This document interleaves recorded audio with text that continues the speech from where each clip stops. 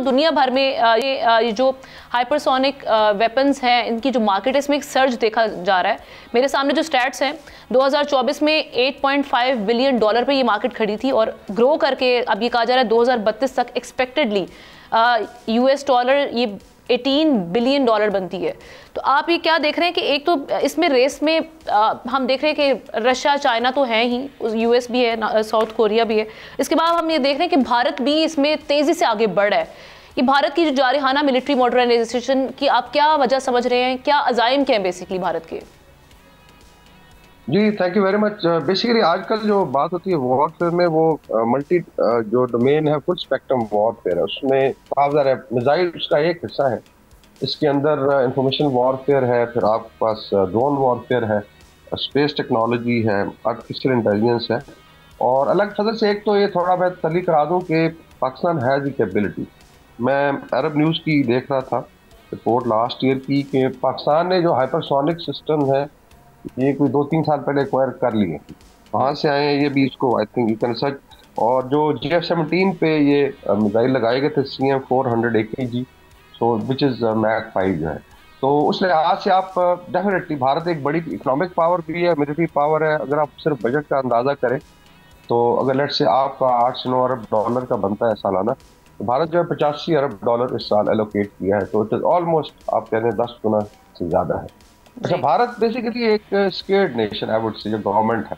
अभी आपने देखा बांग्लादेश में जिस तरीके से चेंज हुई, उस पर स्केयर है। अभी वो 3 फ्रंट वॉर की बात करेंगे, जैसे चाइना में मारेगा, जैसे पाकिस्तान।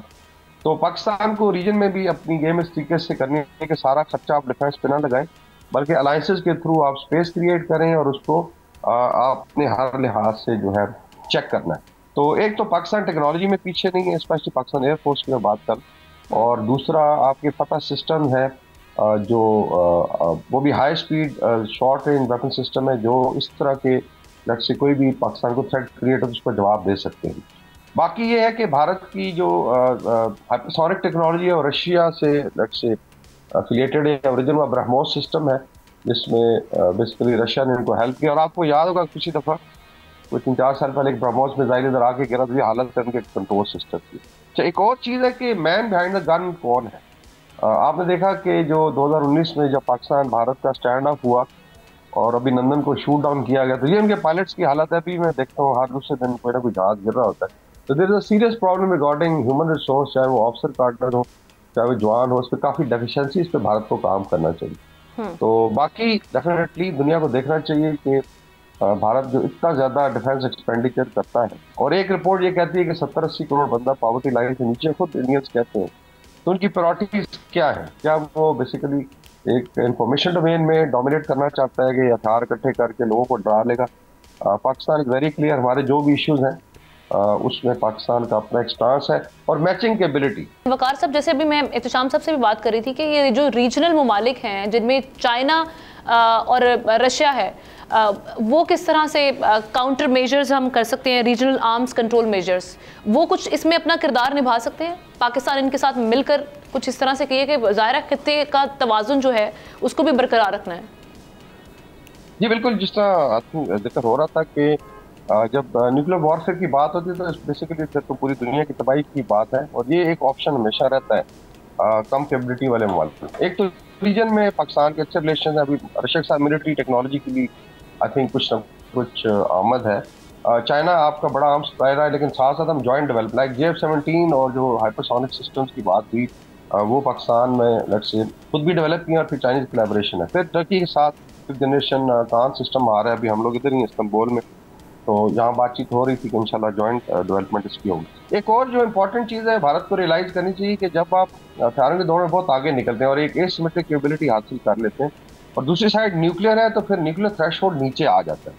अच्छा, ये बड़ा इंपॉर्टेंट है। पहले बात होती थी कि शायद 15-20 दिन की लड़ाई का ऑप्शन है, कमर्शियल वॉर होगी या पाक, उसके बाद न्यूक्लियर वेपन आएंगे। लेकिन जिस तरह आई थिंक शाम साहब ने जिक्र किया, जब भारत ने मिसाइल पोस्टिंग की तो विद इन 24 आवर जो है एस्केलेशन लेडर में पाकिस्तान ऊपर गया और एक मैसेज कम्युनिकेट हुआ, और भारत जहाँ की तरह बैठ गया था। तो भारत को ये जरूर रियलाइज करना चाहिए कि ज्यादा हथियार पाइल अप करने से आप न्यूक्लियर थ्रेशोल्ड को नीचे ला रहे हैं, और जब नीचे आता है तो फिर आप बराबर है। अच्छा ब्रिगेड साहब, एक सवाल मेरे ज़हन में है। ब्रिगेड साहब, एक सवाल प्लीज एक सवाल का जवाब दीजिएगा। देखें, ये इंटेलिजेंस फेलियर है हिंदुस्तान का बहुत ज़्यादा, कि अब के वो 2 मिसाइल जो बनाने जा रहे हैं हाइपरसोनिक, जिसका नाम है नीरबे और प्रेलेले, तो ये इसके बारे में पाकिस्तान को पता चल गया कि ये हिंदुस्तान बना रहा है और इस पर हमने तैयारी शुरू कर दी। तो हिंदुस्तान में उनके अपने अदारे के लोग जो है ना, वो कह रहे हैं कि आपकी इंटेलिजेंस फेलियर है, आपको पता ही नहीं चला, ये अब छुप छुपा के बना रहे थे, पाकिस्तान को पता चल गया इसका। जी जी बिल्कुल, इसमें डेफिनेटली आपका स्पेशली ह्यूमन इंटेलिजेंस जो है काफ़ी पाकिस्तान का गहरा है, जो शेयर नहीं किया जा सकता। बाकी आप ये देखें कि भारत की जो इंडिजिनस कैपेबिलिटी पे इसमें बड़े सवालात भी हैं। लाइक अभी उनके अपने चीफ ने कहा कि जी हमें प्रॉमिस किया गया था जो पैसिफिक तेजस जहाज है, और अभी तक शायद पहला स्क्वाड्रन प्रॉपर्ली डिलीवर नहीं हुआ, क्योंकि उसमें इंजन का भी था कि शायद अमेरिका से आने थे वटेवर। तो ये भी एक बहुत बड़ा इशू, दैट्स व्हाई फिर रफाल पे डिपेंडेंस है, कभी फ्रांस से ले रहे हैं, कभी अमेरिका से बातचीत हो रही है। तो इंडिजिनस, क्योंकि उधर भी करप्शन बहुत ज्यादा है, स्पेशली DRDO में जो उनके से इंडस्ट्रियल मिलिट्री इंडस्ट्रियल कॉम्प्लेक्स है, वहाँ पे काफी करप्शन के केसेस हैं। तो भारत को अंदर देखना चाहिए, बाकी they should balance it out किया। ठीक है, अंबानी अडानी तो बिलियनर्स हैं या मिटर्स हैं या टाटाज हैं, लेकिन बाय लार्ज 80-90% जो है गुर्बत की लाइन से नीचे, और ये खुद इंडियंस कहते हैं। जो नहीं मोदी साहब इस चीज को कवर करते हैं, मेरे ख्याल में उनको होश के नाखन लेने चाहिए। इतना ज्यादा एक्सपेंडिचर करने के बजाय अपनी आवाम पे लगाएं, उसको डेवलप करें। सब्सक्राइब करें और बेल दबाएं ताकि कोई खबर रह न जाए।